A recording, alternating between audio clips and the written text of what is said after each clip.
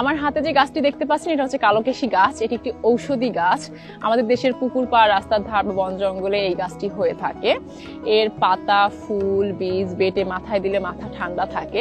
নারকেল তেল বা অন্য যে কোনো 250 মিলি তেলের সাথে 1 কাপ মেথি রস, একটা আমলকি, একটা জবা ফুল, কয়েকটা কারি পাতা, 1 চামচ মেথি একসাথে করে জাল দিয়ে তেলটা সংরক্ষণ করে রেখে নিয়মিত মাথায় দিলে মাথা যেমন ঠান্ডা থাকে, চুল পড়া বন্ধ হয়, চুল লম্বা এবং কালো হয়।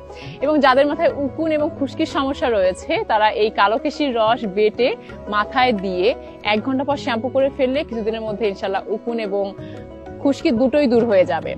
এবং শরীরের কোথাও কেটে গেলে এই কালোকেশীর পাতার রস বেটে দিলে আল্লাহর রহমতে দ্রুত রক্ত পড়া বন্ধ হয় এবং কাটার স্থানও দ্রুত শুকিয়ে যায়।